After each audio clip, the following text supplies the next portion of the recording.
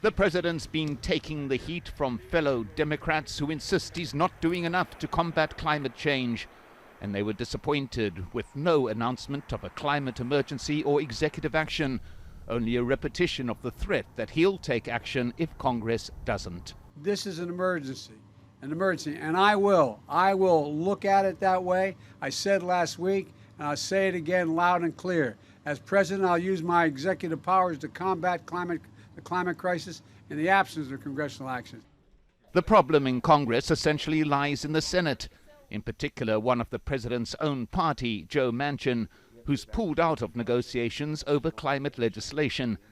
Given the Senate's 50-50 split, this means unless some Republicans break party ranks, any legislation will simply not pass. Because of one senator in particular, Joe Manchin, who gets more money from the oil and gas industry than virtually any other senator, he is blocking Biden's legislation in the Senate so that Biden cannot enact his climate agenda there.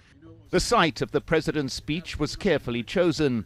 The Brayton Point power station was labeled one of the filthy 5 industrial polluters in the past, but the coal-fired plant was decommissioned 5 years ago and is now set to become part of a massive offshore wind power project that could generate a significant amount of green energy.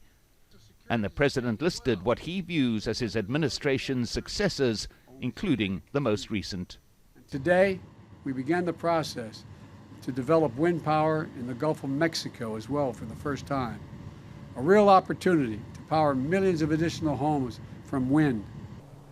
But this will not be enough for the president's critics who continue to call for stronger executive action. President Biden has the power to declare a climate emergency, which could assist his administration in limiting the activities of fossil fuel industries on federal lands.